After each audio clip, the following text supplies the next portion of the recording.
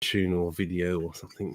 Yeah, we definitely need some sort of rock and roll introduction. Yeah, Tots and Drams! There's no one there yet. But yeah, didn't see any of that. Good evening. How are you? Happy New Year to you, Pete. I think a Happy New Year to everyone anyone who could be watching Tots and Drams. This is the first one of 2021. We obviously didn't do anything wrong in the previous ones, and we're allowed to continue. Well, we've been upgraded. We've been upgraded with like fancy artwork, haven't we? Now, yeah. We've been approved with some fancy artwork, which is nice to have. Jen called me up and said, "You don't mind if I request?" Because I never asked design to do anything for me. I just get on with it. And she don't mind. No, not at all. That'd be really helpful. Thanks so much. And we really love it because I'm tired of my pirate holding the bottle up from Pilot. It's kind of like it's kind of easy to carry on. Oh, we'll just go with that again. Let's just run with that. It'll be fine. Like, you know, run with that until someone says, "Don't do it anymore." Yeah. So it is rather cool. So we have so it's kind of halfway through Jan already. It feels like an age since the last one. It was kind of nice to have a little break. I'm not going to lie, it was rather cool. But here we are. So more of the same. So people were chatting about this thing, and it was kind of rum whiskey. Like, why shouldn't we carry on? Like, you know, let's just push the boundaries. So I am kind of like throw out there, if anyone is after anything particular, anyone in the audience or whatever, if anyone listening fancies us tackling something particular, feel free to throw it in the comments. You know, we're up for ideas. Yeah, we're up for ideas because we're very short of them. That's all right. Look what I bought myself. Hey, you got your little box of glass. Yeah, I bought it for myself. I mean, it's my birthday next week, but I couldn't wait. Look at that. Boutique-y Whisky Company. Lovely, aren't they? Use that one. Lovely little boxes. I know what you said about that. They're a bit flimsy for shipping a glass. Absolutely. They're exactly the same as the retail glasses from the company that make them. We've just had overlaid our own artwork onto them, so they are exactly the same box. Yeah. Just made by the same as a glass maker, but yes, I mean, what do you do with them? You possibly just fold them up and put them in the recycling. I will keep one behind me, so it's always available to bring up that we have. I mean, lots of people have asked me, and I used to take a few to a whiskey show and give them away when I had some, but I haven't got so many of them now. Good evening, Tyrone. Thanks for joining us. I thought we'd talk about worm tubs. I like the sound of that. What's what I told you I would talk about, because I've noticed quite a few of the whiskies that I really love seem to have worm tubs and their condensing way. Today it's pretty unusual, but once upon a time, every distillery, right back in farm distilleries, would have used worm tubs. Effectively, I guess the original one would just be the long line coming off the top of the column and into a stream, and then they worked out that actually we could compact that into a coil, and then we'll put it into a barrel of cold water that's filling up and overflowing, and it'd be next to a stream, which is why distilleries are always next to a water source, because they need an awful lot of processed water. Especially, it's not about the finest water for distilling. No, it's for cooling. It's for cooling. It's for brewing to start off with. But then you distill all the water away, and you have to condense it. So the original condensing method would have been a worm tub, an extension of the line arm, coiled. And I bought some really cool books. That surprised me, David. Distillation. The worm. The worm that fit inside the barrel from the illicit distillers, these small farm distillers, was the most important part of, they could lose a still because they could make a new still, but the worm was a work of art. This coil of copper that tapers down in diameter was a work of art, so expensive to make, and so this was something that they would try and protect. If they were caught, you can have the stills, but you can't have any worms, sort of thing. That's hidden away. We'd get that away because that's expensive to replace. I tried to look to find out when the condensers started switching on. I mean, there's an awful lot. There's an awful lot in. I could go through every distillery in Bernard's in the end of the 80s, but that'll take me a little while to work out. But the origins of the condenser can be traced back to a German chemist, Christian Weigel. He invented the sealed condenser. Remember the little condensers that we had at school in the science labs when we used to do distillation? I'm going back a long time, I know. 1771, and that would have been the origin of the modern shell and tube condenser coil with water running in and cooling it down. So that led me to think there must be rum distilleries. Rum was available long before, people were distilling rum long before 1771. And so worm tubs would have probably in use. And I'm just wondering where they got the water from in the Caribbean islands with all the sugar. Or the cold water, for that matter. Would they be using seawater or something like that? Cool water, moving it to. Historically, I know that. I say this like I know it's a fact, but I believe that West Indies Rum Distillery in Barbados is positioned by the sea because it was using seawater as part of it. But things change. I mean, I've been in Grenada. And we happened to stumble in this. We just literally, with no particular purpose in mind, but someone said, "Oh, there's an old still that's out of use in one of this kind of warehouse thing." We managed to get the key from the landowner, and we got in there and had a look, and it turned out it was a wooden vat still, a wooden-sided vat still, so really old.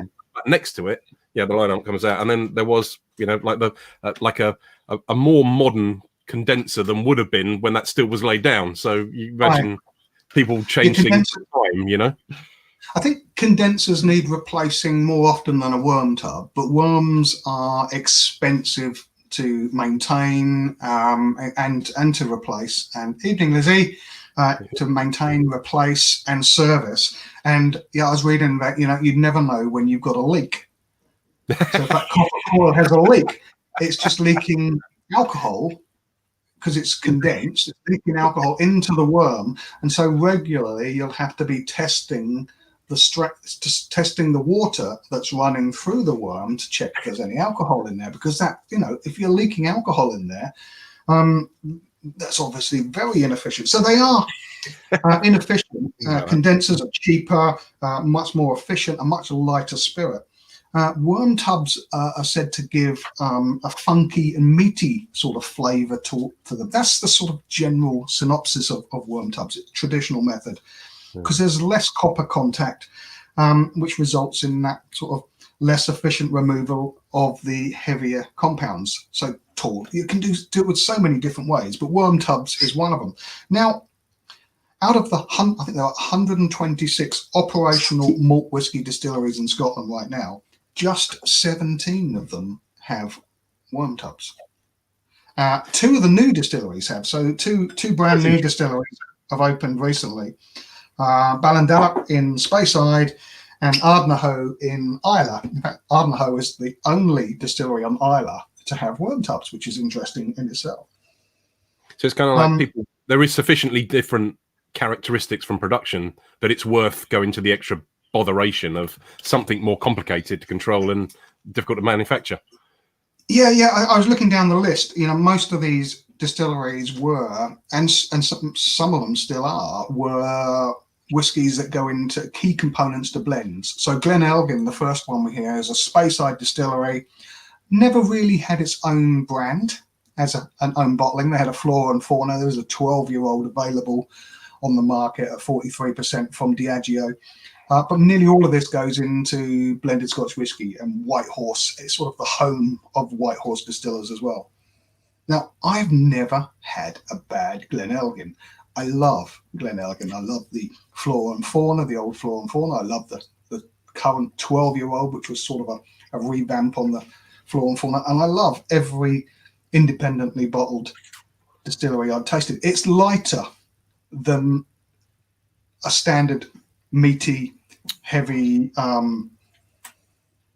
worm tub whiskey, because there's many things you can do with a worm tub. You can run it really, really cold with high flow of water through it, cold water, like I was saying, right from under the ground, from the mountains, off the mountains, and that will be a quick condensing, resulting in the heavier spirit.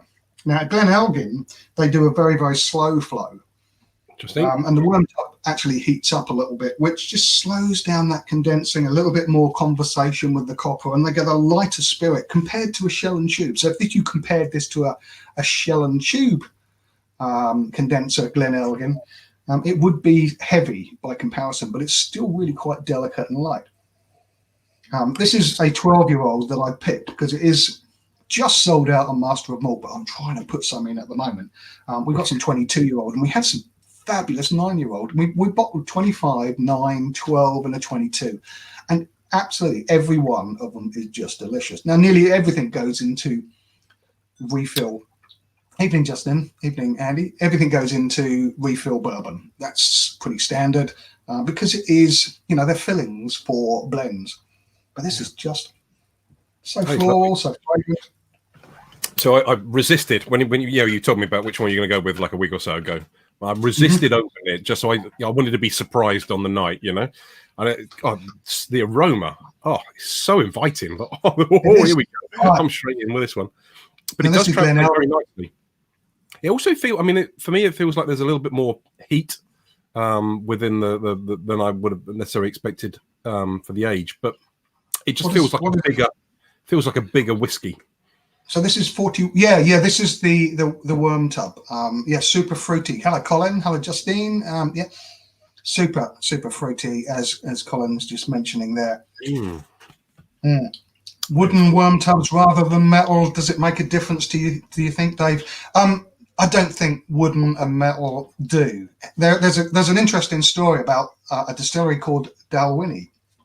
Now, Dalwhinnie famously removed their worm tubs way back in 1986, and they noticed that the spirit was very, very different. And so eventually, they ripped out these worm tubs and replaced them with condensers, shell and tube condensers, much more efficient. I think that was when there was lots of changes in the industries at that times in the 80s, and there was Allied and some Allied distillers and the other company, which I can't remember, not DCL, but it was one, not Allied, but the other one, I can't remember what it was at the moment. Well, one of them was just ripping everything out and going for production, not really caring. But the style changed so much that they switched it back in 1995 for worm tubs. Now, what's interesting, though, I have some pre-1995 Dalwhinnie somewhere. I'm pretty certain I bought some pre-90. I'm pretty certain I got some 94 and some 97 stashed away because they're my kids' birth years. But they seem to have lost the plans when they rebuilt the worm tubs. So the original worm tubs were cast iron, great big cast iron rectangular tanks. Didn't look really pretty. They just looked like big galvanized water tanks. If you remember the big old galvanized water tanks you had in the lofts in the 50s and 60s. Not that I was around then. And they replaced it with a much more pleasing to the eye round worm tubs with wooden cladding around the. I don't know if it's fully wooden. It may be fully wooden, but it's wooden cladding around there, and put a round one inside. Yeah. And it has changed. There's a noticeable difference of the quality of the spirit, the style of the spirit, again, because of this change in this worm tub. So it is important. They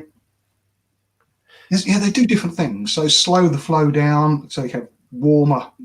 I've always wondered if the people in Scotland, the distillers, go up and have a little hot soak in a worm.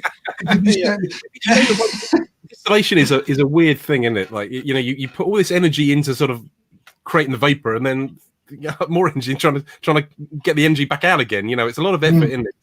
It is an inefficient process in many respects. But it's I think they use heat exchanges and everything, Dave, to recover all of that energy all the time these days. I'm pretty certain they would do. But in the old days, it would have just been one water to the next going through. Yeah. Process water, cooling water. There's an interesting story.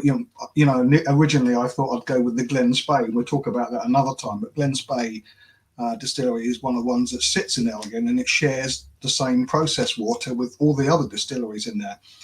Now, in the olden days, everyone just used to dump their returns back into the water, and by the time they got their water, it was too hot to condense with, and they had to put refrigerators in there to cool the processed water before they could use it because it's too hot. Now, obviously that doesn't happen anymore because you're not allowed to put hot water back into the system these days. Yeah, but this is I took it back onto Glen Elgin.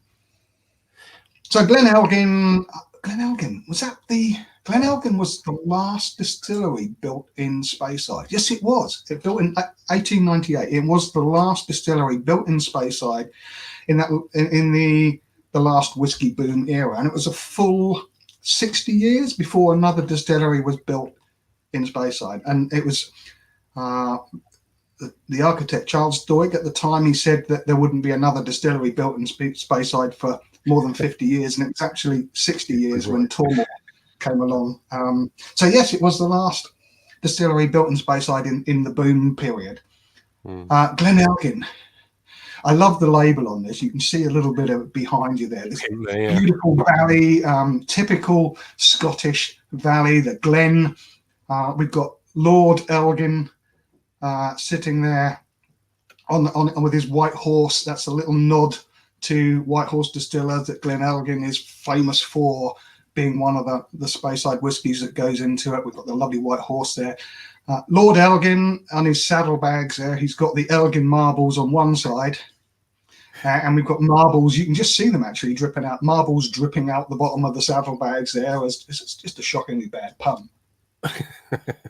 But if you know where if you've been to Elgin, there's no damn valley. Glen. It's a fictional glen. It's when everything was everything was Scottish back there. Scotland, the valleys, the glens, the lochs, and so it's a fictional. So we'll put on our label this beautiful fictional Glen Elgin, because there is no Glen Elgin. What we're sipping right now is a 12-year-old. I have got a 22-year-old in front of me, but what Peter and I are sipping is a 12-year-old batch 5. Good evening. Happy New Year to you all, and Sanjivar. We got the one distillery trip I've managed, or this sort of like tour around in Scotland, was up in the worm, the out from the still, the line arm went out through the wall, and then the worm tub was outside. I'm sure of it, but it was.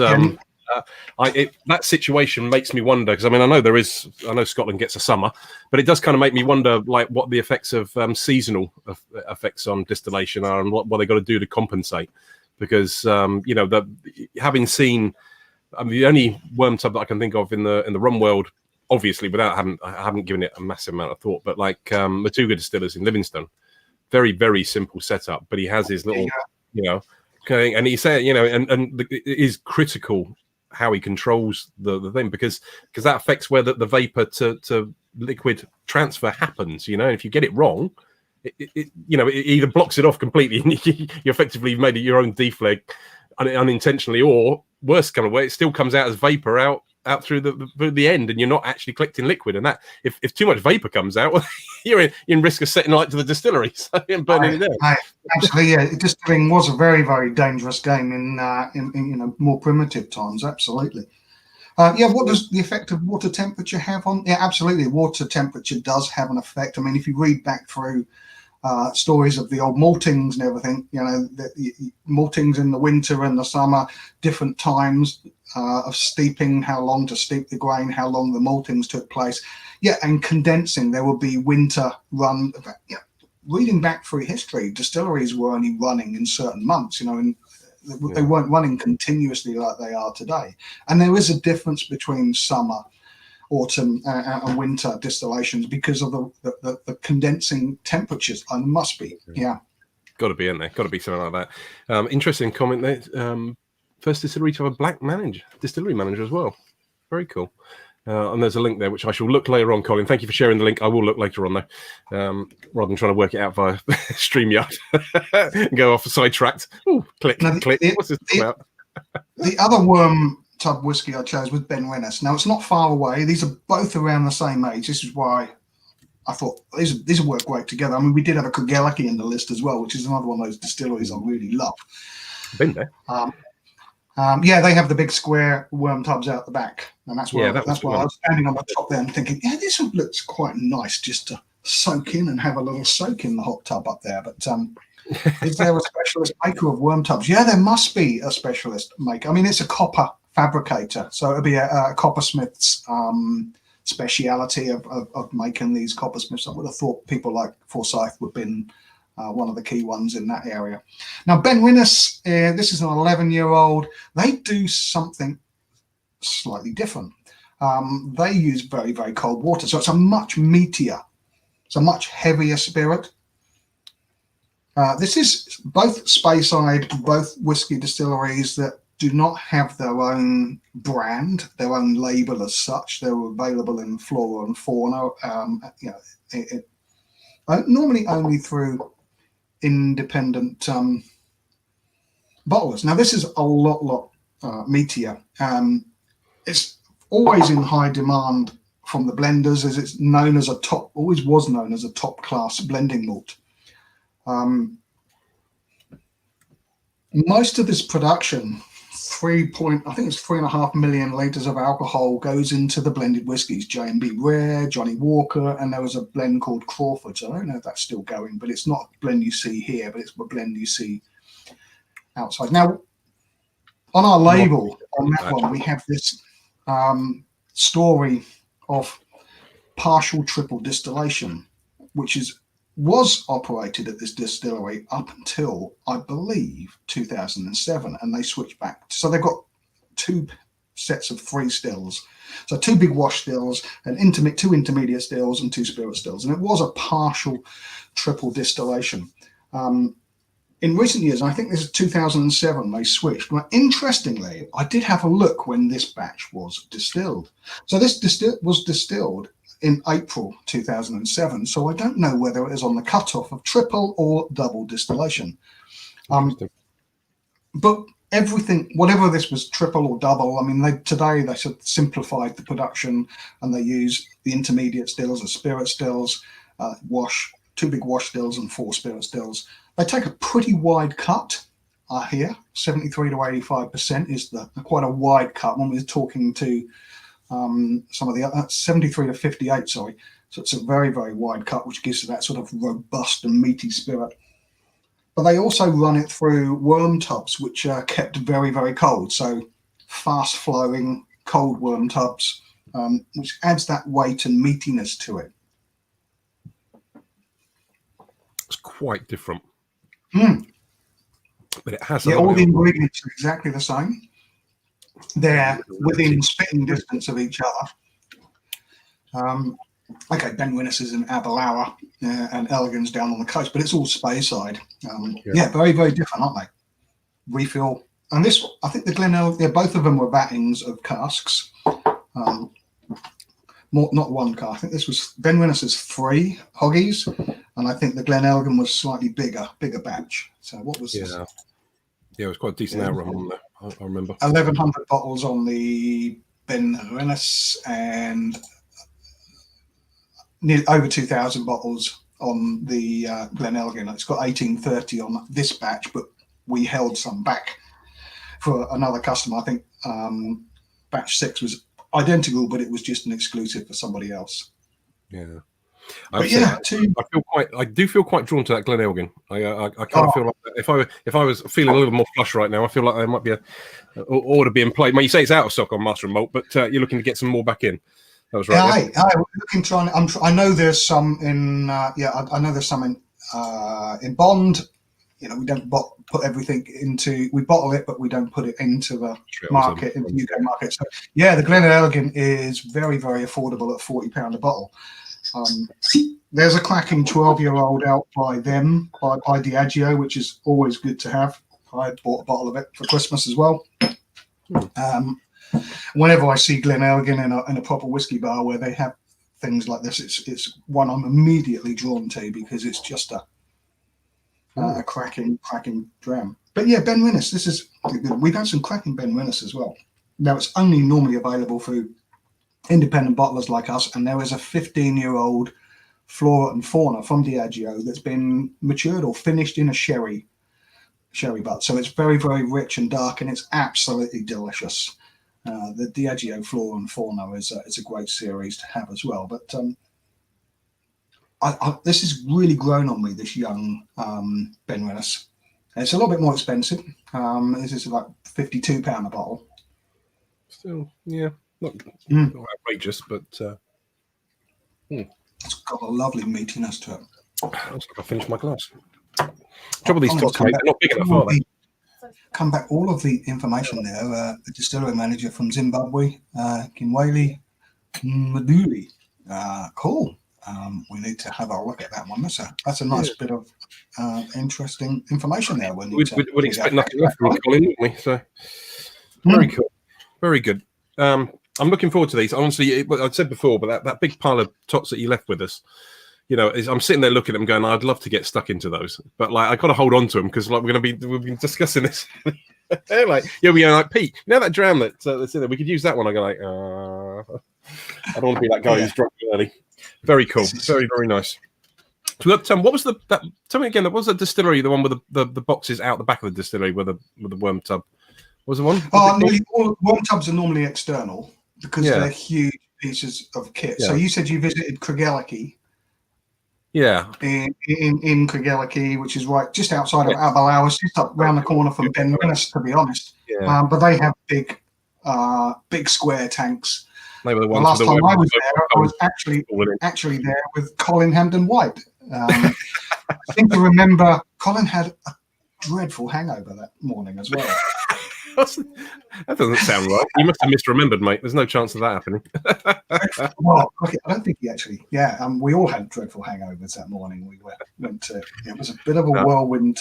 It's a bit of a whirlwind week all round. Actually, I ended up at my first ever Dramboree after that. So it was a really full-on week. Very cool. That's awesome.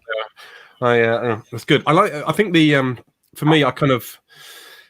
Once a spirit's been made and it's sat in a barrel for 12 years or whatever, it's going to be great. But I really want to taste it in new make form, even if it's kind of like, even if it uniformly reduced to 60% or something like that, depending which one it is. But I want to know what it tastes like off the still, And I get because that's kind of how you get a real sense for it. Because I think that sort of time in oak, smooths it out, changes it. And it's not going to do it consistently either. You couldn't be, even if we had two 12-year-olds of these same producers, they're not, time, those 12 years won't have done the same thing to each other, to each of the spirits. So, it's a thing, and we just got to go out there and see if, while no one's looking, see if we can dip our finger under in the spirit safe and have a little taste.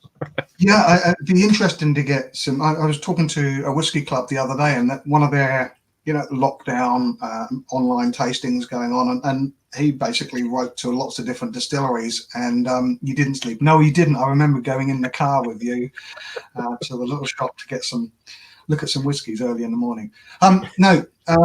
He got in touch with loads of distilleries and ended up like with 12 or 14 different new makes from all around the UK. I don't know if they were English and Scottish or whatever, but it was one of his most interesting tastings. I never got on it. I did see it being discussed, and he split it into two tastings because there was so many of them, and there was a huge variation in new make spirit, which is always good. I love tasting new make spirit. It's always because you can with rum, because you can bottle new make spirit and call it rum, but we still can't bottle new make spirit off the still and call it whiskey. It's not whiskey until it's 3 years old, which really annoys me, because it means they're not whiskey makers, they're spirit makers, and the whiskey is actually made in the warehouse in that little cask. Yes.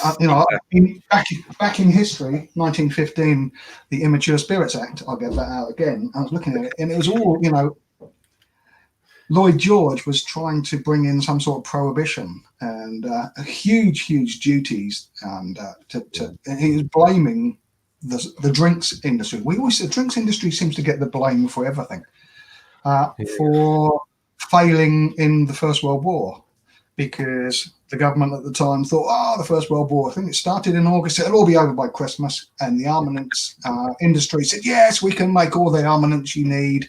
And of course, it wasn't over by Christmas. The armaments industry couldn't keep up with demand. They didn't have the manpower because we sent them all to die on the front. But no, let's blame drink. And the Immature Spirits Act came in from there. Oh, you're drinking from the Aberfeldy 94. Blimey. Yeah, the one we got open on the bus. Absolutely. I remember it well. Crikey. Long time ago. So, yeah, that's Rum Tubs. I thought I'd get my glasses ready. That's very cool. I look forward to more. There's a few. As I was rummaging through that last one when you changed it to the Glenelg, I was looking through, and it was of all the drams I had in those boxes, and there's quite a few there. It was the third to last was the one that I found. But as I was rooking through, I'm going like, ooh, I mind that one. That'd be quite cool. I got like the Raw Brackler and ones like that. I think there's some things I really fancy getting these out and getting them in the glass. But that was a trip with Colin as well, wasn't it? Raw Brackler. Yeah. I will wait. So we got So I don't have in terms of my goal today was in terms of sharing. It's not necessarily to share a theme. We've talked about like Guyana and places like that before, and sort of connected themes. This one is kind of I don't know about you, but I kind of like this third lockdown is kind of starting to wear a bit. I'm getting a bit fed up with it. I miss going to a bar for a cocktail, and rum. As much as I want like boutique-y rum to be taken seriously, like we're about sipping spirits and things like that, rum does have this thing where it's a really good cocktail spirit. And of course we have the signature blends and stuff that were created just for mixed drinks, and the rest of it. But we've done a lot of work. There's a lovely guy, Messiers Sobron, Served by Sobron is his Instagram account. It's just ridiculous. He's like 65,000 followers or something like that on there. I get fed up with my notifications on my phone. I've got a few different Instagram accounts and Facebook and Twitter and all the rest of it. It gets to the point where I just can't be dealing with the notifications. Like he posts every day, and he has done like 2017, February 2017, and he's got this you look at it and he posted an hour ago with like 300 likes. You go back to it a bit later on, 1,200 likes, and you're like, Christ, what's his phone must be like constantly. You can turn them off, You can turn notifications off. I live on Twitter. But I turn notifications off so I don't know. And every time, I'll just go and check on, okay, I've got lots of things to read, lots of things to answer. I don't. He's on it. He's always replying to people as well. I mean, I don't know. Honestly, he either outsources his social media and doesn't tell us, or what. I don't know. Either way, we've done some cool stuff with Messiers. He's joined us on some tastings and things like that, and he's a lovely guy. He's also got. He has. I think I've got a complete boutique-y rum selection. I think he's the next. I think he has actually, apart from a mislabeled Novo Fogo, I think he's got like everything as well. So he's a good collector of the brand as well. But he before Christmas he came up with some cocktails featuring the Casa Santana and the Le Bourdonnais bottlings that we've got.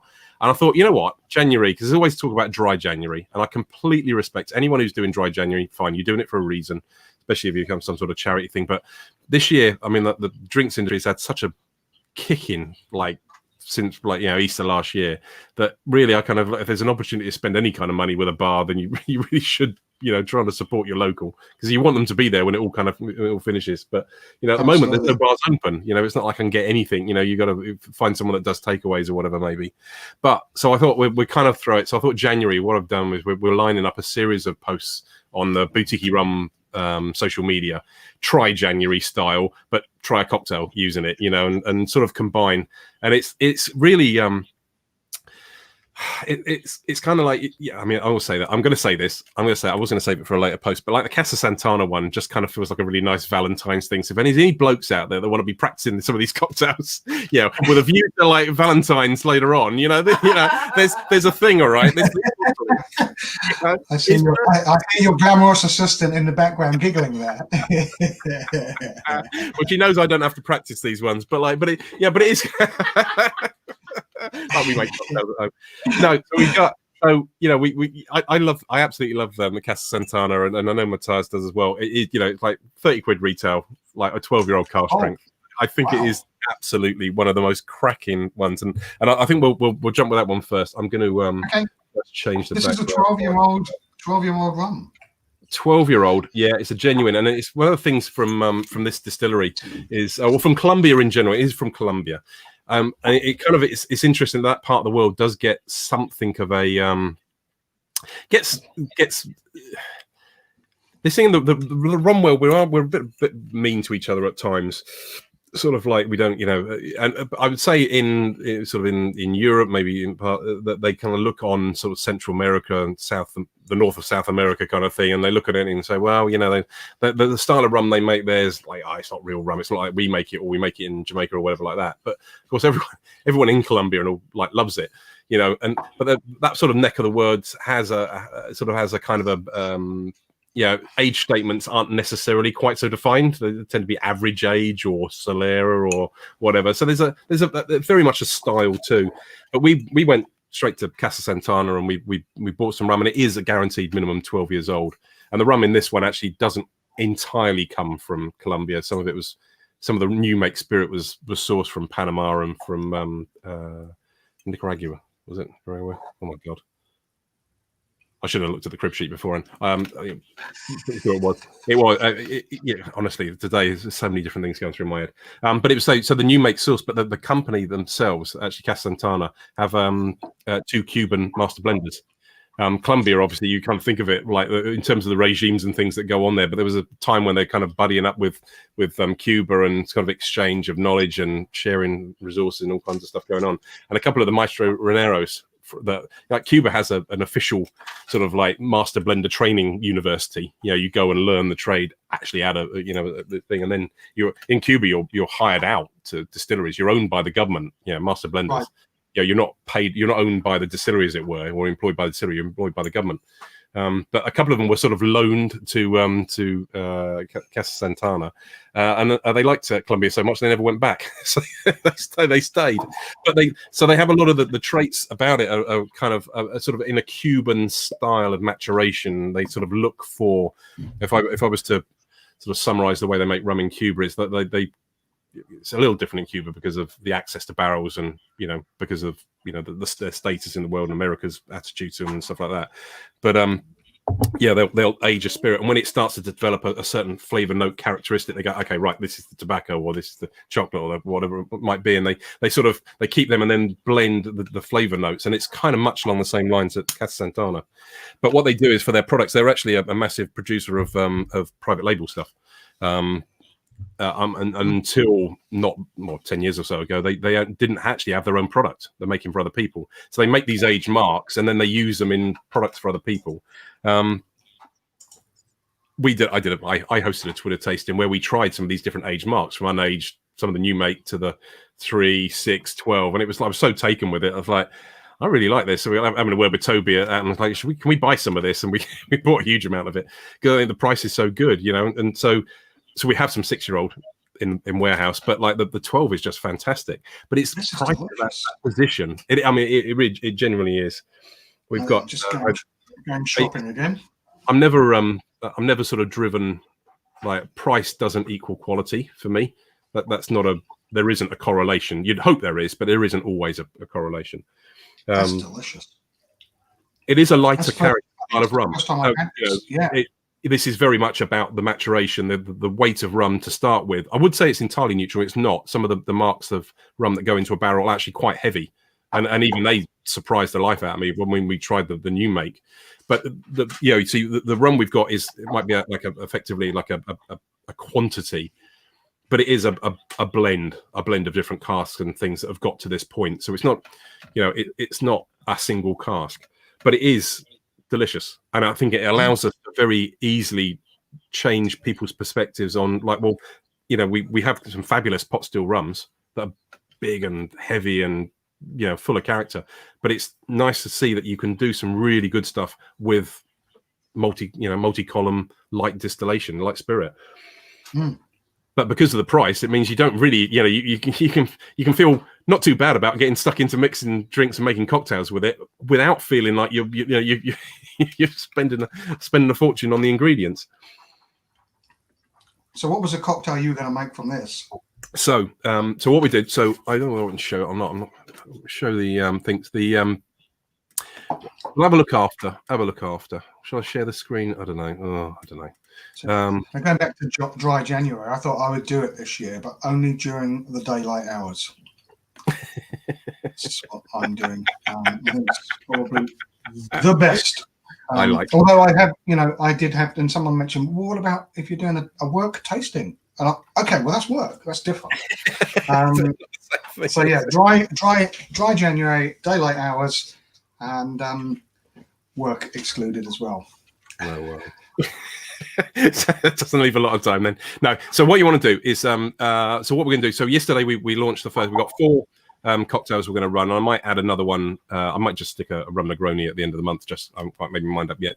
But so yesterday we put Shades of Time was the name of the cocktail, and that one is a basically a tall drink, a highball with ginger ale, very straightforward. Nice. The one that I'm going to make here, which I've sort of made, is one that's going to be released, and it's actually a sort of a classic stirred style drink. It has Casa Santana, 45 ml, 25 ml of sweet vermouth, 15 ml of Campari, just a little bit difference, and 2 bar spoons of Jägermeister. I have got Jägermeister. Which I have to say, I didn't have at home, but you can pick up Jägermeister in small bottles or minis for that matter. It's been a very, very long time since I tried Jägermeister, and so it turned up in the shop, and I go, right, okay, let's go. I'm going to have a go at this. It doesn't taste the way I remember. So it's either they've changed the recipe or my palate's changed a lot over the last 20 years.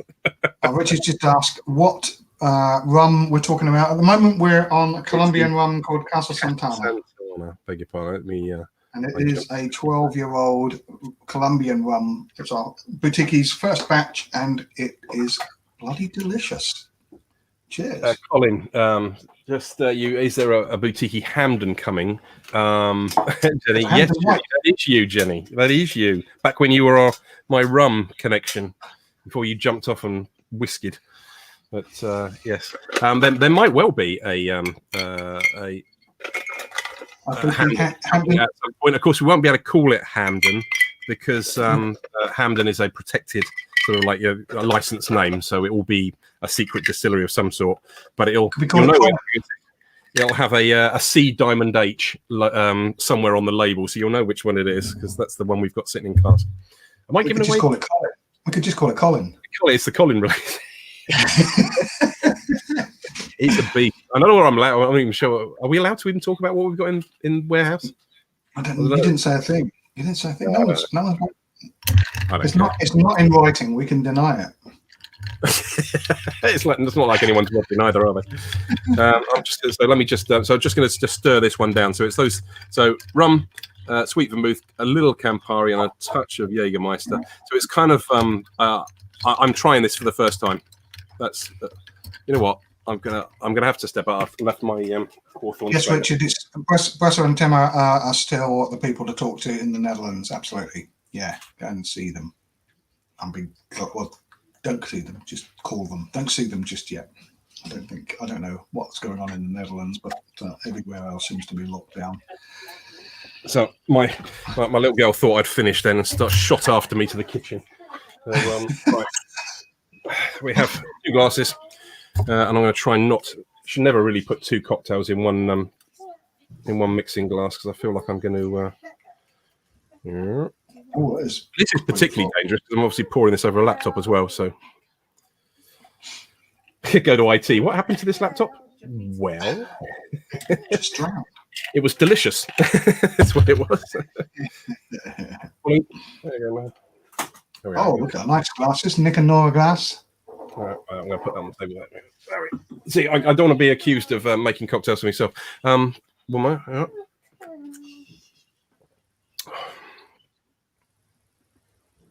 Ooh. Reminds me of a Negroni, if I'm straight up, but it's almost a Negroni, isn't it? It's almost. It's just that Jägermeister bit going into the side. Yeah, so it's kind of like the rum Negroni. I was making that pre-Christmas. Just equal. I love Negroni because of equal measures, but then pre-diluting it and sticking it in a bottle and sticking it in the fridge, so you can just pour it straight into the glass. Oh my god, so good! That's actually really nice. I like that. Well, thank you very much, Matthias. So, what you got to do for those that are interested, keep an eye on Boutique-y Rum feed because so tomorrow there'll be this one, which I can't remember the name off the top of my head. This is on Instagram, is it? It being the recipes. And then there's going to be a couple more thereafter. Ripper. Yeah, I love a Negroni. So next Wednesday and Friday, and that will be featuring. Are we going time wise? Are we doing all right? Doing all right. 6 o'clock so in two afterwards. We've got two Casa Santana cocktails, and then we will have 2 Le Bourdonnais ones. Oh, France. This is the next one. Le Bourdonnais. Jump to Le Bourdonnais. So this one is I'm kind looking of forward to this. to add to this one, because this is our Mauritius one. This one's a little bit, So whilst I can wax this quite is spicy. Yeah, well, this one, I mean, the one thing you need to know about this one is that its entire maturation has been spent in PX cask, Pedro Jimenez cask. So that really does obviously have a massive, massive effect. There's some, I mean, initial straight opening there, there's lots of exotic spices, almost like taking me back to the markets in Port Louis. Yes, I think this is the part of the sort of the evocative nature of this this release. So I can't quite wipe that glass down. Because I grew up in Mauritius. You would, yeah, exactly. So this, well, Mauritius is, I mean, I haven't been there yet, but it is like, there's a few rum producing countries around the world that absolutely, I think, are kind of like a microcosm of the world of rum all in one country, because they got so many different styles of production within one country. It's like Mauritius is that. Molasses rums, cane juice rums, flavored, aged, unaged, high proof. They got the lot, you know. You've been there. You've got a book right there. So this is the book I've just dug out of the bookcase here. This was what my mum and dad bought back in the 70s when we lived out there, and I was just flicking through it. I haven't looked at it for a few years, I must admit. I was just flicking through it, and it's exactly how I remember it. I mean, it really was low rise. There was one set of traffic lights on the island, and that was in Curapeep. It wasn't even in the capital. There was just one set of traffic lights at the crossroads in Curapeep, which was sort of the central main residential area. We lived just outside of Curapeep in a little place called Bakwa, and I can still find my old house on Google Maps. It's still there. I still remember the address. So yeah, I left there in 74. Jeez, mate, I was so only a year were they distilling? I mean, obviously, I was just a nipper. Were they distilling in the 70s? I don't know. I remember the brewery. Yeah, Mauritius itself has a long history of sugarcane and sugar production, but I think because of sort of like colonial influence, they actually didn't make rum. Now, I say, I am naturally a suspicious kind of person. So if like when they say, oh, they weren't, I go like, I'm pretty sure there'd be moonshining going on, because like moonshining goes on everywhere. But historically, Mauritius wasn't doing it, and they didn't really start doing any kind of rum production until like the Brits got kind of involvement, because I guess because we have a reputation as much as anything. But it's so supposedly, parts of other parts of the sort of the long history, other parts of the world, but not so much in Mauritius. But they did once they got into it. I think they really did get into it. I think there's a rumor that per capita they're one of the thirstiest peoples in the world. The amount of rum they drink. So someone just mentioned, what does the PX cask? Well, if you nosing this, I mean, it really is lots. It's not what I was expecting from a PX cask with whiskey, which is all those dark fruits. This is so spicy. It's really exotic spices. So Le Bourdonnais distillery. So as a counterpoint, I don't mind. I don't mind admitting that there are some things. We don't put anything out that's not delicious, but it's my preference to know everything. I mean, ideally, I'd know what the distiller had in his sandwiches on the day that he distilled it. In the case of this one, we don't. It kind of come to us. I can't say where it came from, but I completely trust the source, and all the rest of it. But I don't. There's a sort of a disconnect to the actual production process of it.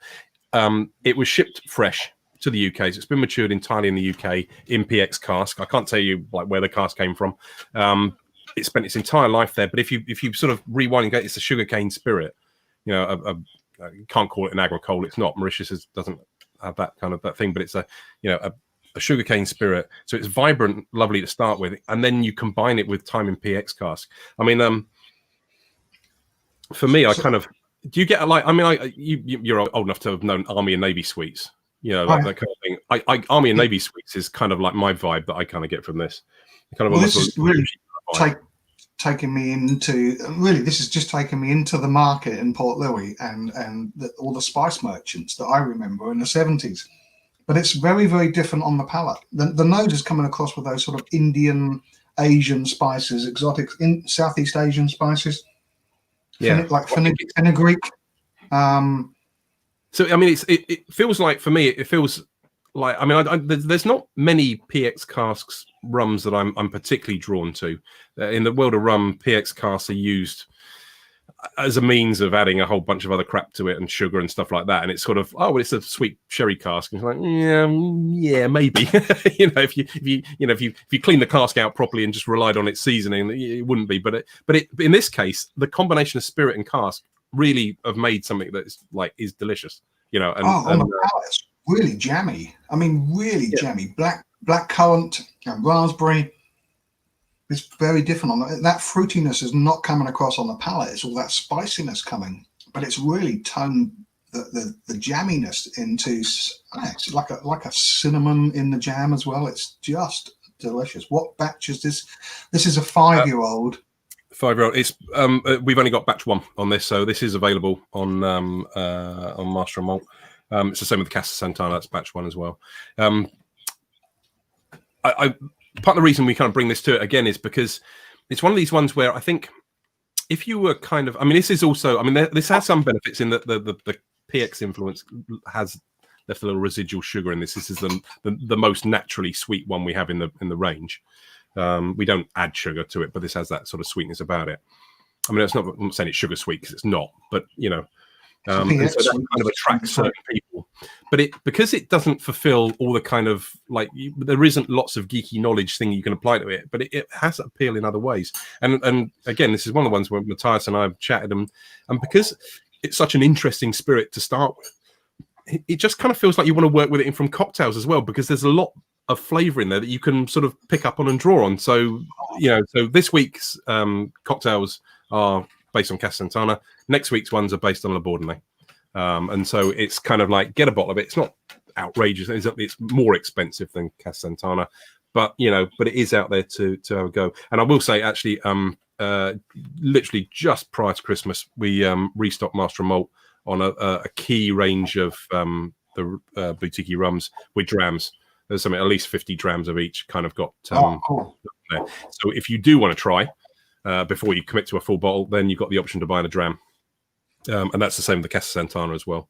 So hopefully there'll be that'll allay any other kind of any little doubts. We can get in there, get a dram in your glass. The nose on this is just delicious. So they're kind of interesting. Is completely contrasting with that sweetness and jamminess and the spiciness on the nose. And it's not a really harsh or a slap spice. It's just a real gentle, exotic, caressing spice. I could just sit here and nose this. Honestly, I think it's really good. It's one of those ones where I think you kind of like an old fashioned with it. It's just like as a nice, easy starting point for it. And the spirit is robust enough. There's enough there that it will stand up to a bit of dilution anyway. I'm not one for advocating sticking an ice cube in your spirit, but this would make a really good Manhattan as well. Exactly. So we've got Matthias has whipped up a couple of cocktails for us, of which I won't give the games away on that. Hopefully people will tune in and look for the cocktail. So Facebook, Instagram, Twitter, the cocktails will go out. I mean, the serves are going out. So we've got so yesterday was the first, Friday second, and then we've got Wednesday and Friday next week as well. So little ones there, all of which are simple serves. So not literally either built in a glass or stirred down, and so what I may do is I may just demonstrate that via live stream. Maybe not tonight on this. I'll set the camera up a little bit differently and maybe do that on Friday, perhaps something like that. But it is it's simple stuff, but tasty, and it's a way of kind of like you don't feel too bad when maybe the price is like is favourable, shall we say, like with the Casa Santana. You can have a little go at it. Not feel too bad about smashing through a bottle and then buying another one. Smashing through a bottle. Yeah, well, I bought. Yeah, I looked at what I know. I didn't buy any clothes last year, so there's my clothing budget can go into the drinks budget. I haven't worn shoes. I haven't worn shoes this last year. The last 12 months, I've hardly worn shoes, living in my flip flops. So there's a shoe budget that can be spent. It's funny how it's funny what we do spend money on. To be fair, so that's very cool. I think these are. So I'm just going to whip them out. There you go, just so you can see what they were. I could have done slides or whatever like that, but Casa Santana. So if any erstwhile kind of like persons out there thinking, oh, maybe cocktails on Valentine's night, well, you know, Casa Santana, the enchantress, you know, the sorceress. You know, that's it. That's as far as that's as far as I bought lots of hats, Colin. You did right. I have bought lots of hats, and I'm still looking at. I'm looking at berets at the moment because I'm feeling a little bit revolutionary. So yeah, berets. Yeah, you can see. You can't see. You can see. I've hung them all up, so you can see all the hats up there. And there's another row of hats up here, which you can't see because they're just up here. Yeah, I should change them. Yes, but yes, I need quite work that way. There are hats up here as well. Yeah, and there's the. Crazy. I'm looking at berets at the moment because I've only got one beret, but I want a bit more revolutionary beret. Mate, you need a haircut. Then you can start. Can you see the ponytail at the back? One at the front, one at the back. Yeah, I like actually. I kind of like what you've done at the front there. It is kind of that I do kind of like. I am kind of up for that. I have a feeling though, if I did it here, I have a feeling that it'd be in danger of being like yanked by my daughter or snipped off or something like that. You know? This is practical because if you go out in the wind without it, you just get hair, beard everywhere. But if you tie it up and put little weights in it, it doesn't move. And it doesn't get burnt when you're out with a pipe or a cigar. So, fair play. Right, that was fun, mate. I enjoyed that. These are really lovely. These are really lovely. Absolutely, I'm really loving this. I think the only Mauritian rum I've tasted is the Berry Brothers and Rudd Penny Blue. Penny Blue, which is a cracking rum. It's some really good stuff done on there. I mean, I suppose my natural attraction runs towards the cane juice rums that are made on the island, but they make the molasses ones. They have a pot stills, they have column stills. It's kind of, you know, across the different distilleries. I think it genuinely is a very, very cool place, and I'm looking forward to getting out there. Mostly because I really do want to go to yeah. Cool. I'm going to suggest that we draw a line there and then invite everyone back on the 28th. It's 28th? Yeah, 28th. Yeah. 2 weeks. Every 2 weeks, we're going to be totting and dramming, picking two rums, 2 whiskies, talking a bit of geekery. And if you do have something you want us to discuss, talk about a rum or a distillery, let's do that, because then we can let us know. Drop us a line on social medias. I'm Boutique-y Dave. He's Boutique-y Pete. That's really simple to find us. I do live on Twitter, so I do answer. If you message me, I always answer. But yeah, get in touch with us and let us know what you want us to talk about. Otherwise, we'll just go on our own little merry way. It's not a challenge, is it? It really isn't. Cool. Right. Night, guys. Thank you very much. Peter the Romantic. Yes, I am. Thank you, Justin. And Colin, thank you for all that. I will have a look at that link a little bit later on. It's very cool to see you all, guys. So, au revoir. TTFN. Au revoir. À bientôt. Goodbye. Sawadee.